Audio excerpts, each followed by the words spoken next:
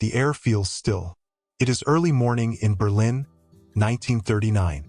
A pale light stretches slowly across stone buildings, brushing against windows that are just beginning to wake. The city breathes quietly, almost peacefully, as if unaware of the storm gathering beyond its borders. You are standing on a wide boulevard. The pavement is clean, orderly, precise.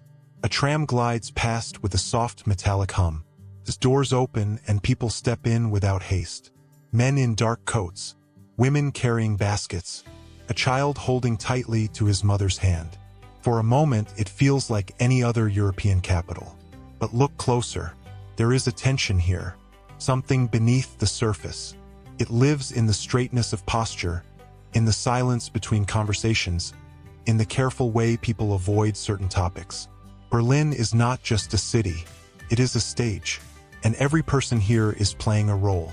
The year is 1939, and Europe stands on the edge of war. The city stretches outward in symmetry and power. Government buildings rise like monuments to control. Banners hang from facades, red and black, moving gently in the wind. Symbols are everywhere, on flags, on uniforms, on armbands worn openly, without hesitation.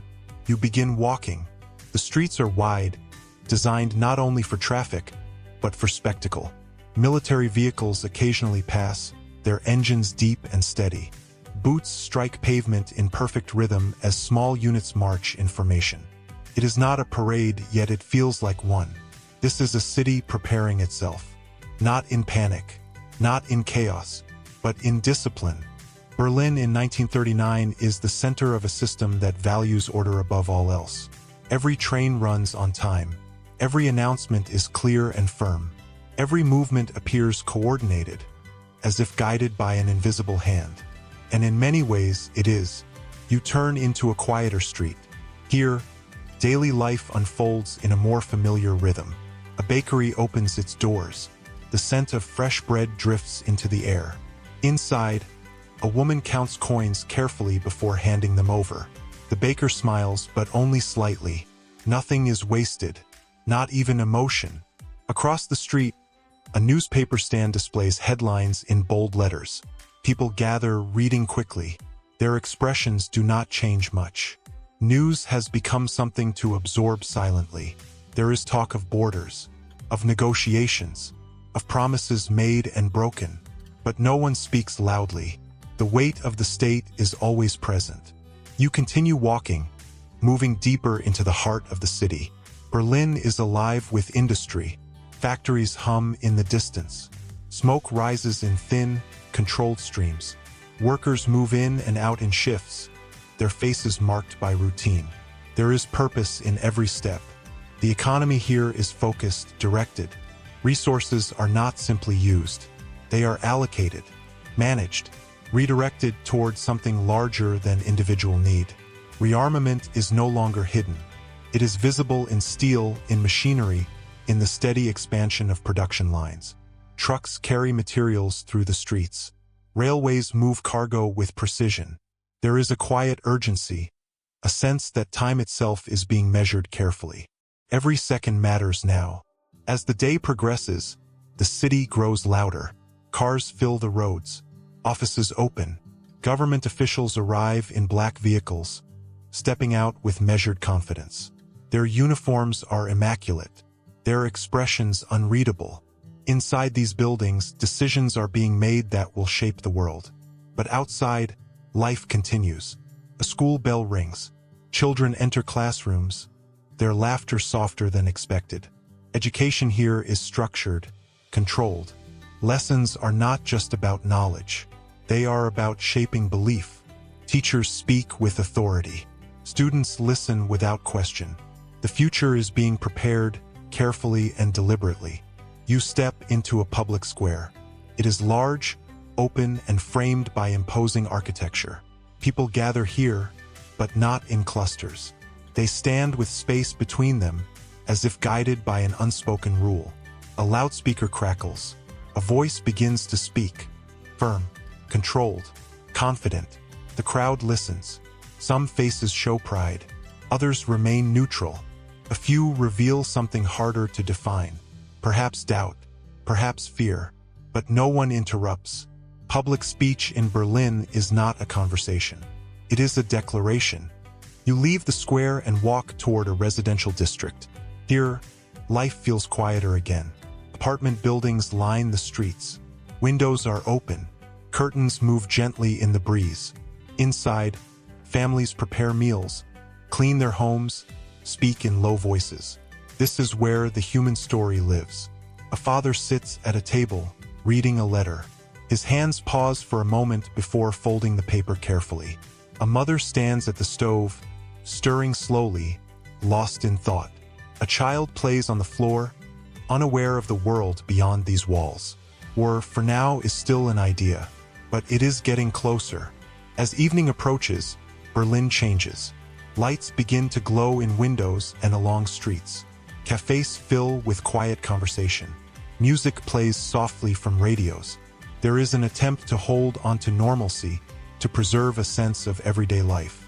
But even here, the atmosphere is controlled. People choose their words carefully. Conversations drift away from certain topics. Laughter is present, but restrained.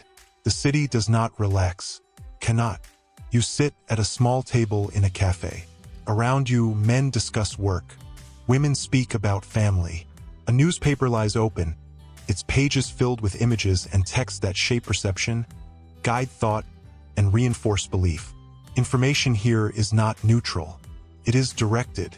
Every headline, every photograph, every sentence serves a purpose. And the people know this even if they do not say it aloud. Outside, the streets grow darker. Streetlights cast long shadows.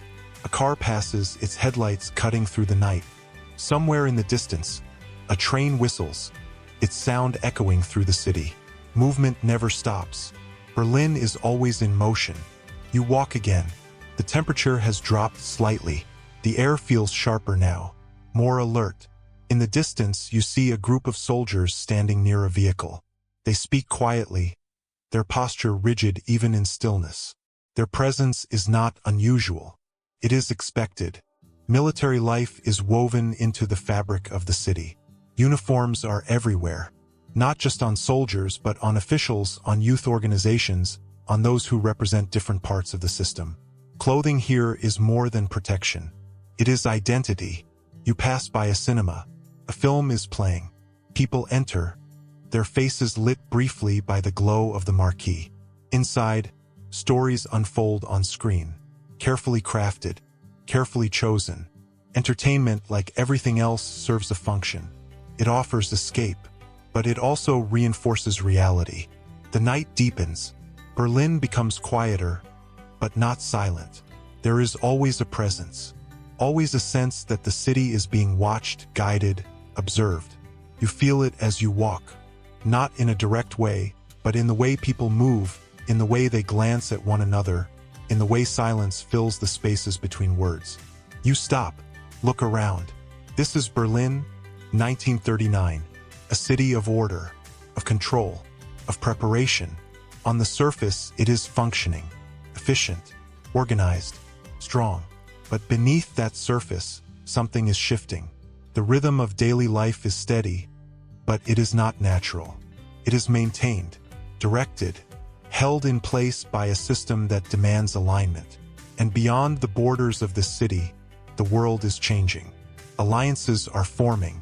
Armies are moving. Diplomacy is becoming fragile. War is no longer a distant possibility. It is approaching. A window above you closes. A light turns off. Another day in Berlin comes to an end. But the city does not sleep peacefully. It waits for orders, for news, for the next step in a plan that is already unfolding. And as you stand here in this moment, you can feel it. The stillness is not calm. It is the silence before something vast and irreversible. Soon, everything will change. But for now, Berlin remains as it is. Alive, controlled, watching the horizon, waiting. The silence does not last. A new day begins, but something has shifted. The air feels heavier now, as if the city itself has sensed what is coming. You stand again in Berlin, but this time, there is no illusion of calm. The rhythm continues, but beneath it, there is movement. Quiet, deliberate, irreversible. It is late summer, 1939, and time is running out. Morning light reveals a city already in motion. Railway stations are busier than before. Trains arrive and depart with strict precision. But now they carry more than commuters. You watch as young men step onto platforms, some in uniform, others not yet wearing it. Their expressions are controlled, but their eyes reveal uncertainty. Families stand close together. A mother adjusts her son's collar, smoothing it slowly, as if trying to delay the moment. A father places a firm hand on a shoulder, offering strength without words. There are no dramatic farewells, no open displays of fear, only quiet acceptance. A whistle blows, the train doors close, and just like that, the distance begins. You follow the tracks outward with your eyes, then turn back toward the city. Berlin does not pause. Factories are louder now. The steady hum has become a constant force, filling the air with mechanical certainty. Inside, workers move faster. Their routines are tighter, more focused. Production has intensified. Metal is shaped. Parts are assembled. Vehicles are prepared. The scale is larger than before. This is no longer preparation alone. This is execution. As you walk through industrial districts, the signs are unmistakable. Crates are stacked in careful rows. Markings indicate destinations that stretch beyond Germany's borders. Logistics have become the language of the moment. Numbers, routes, timing. Everything is calculated. There is no room for delay. A foreman checks a clipboard, his eyes scanning lines of data. He does not look up as you pass. His world is contained within orders and deadlines. Behind him, machines continue their work, uninterrupted. The system is fully engaged. Back in the city center, the tone has sharpened. Posters have changed. Messages are more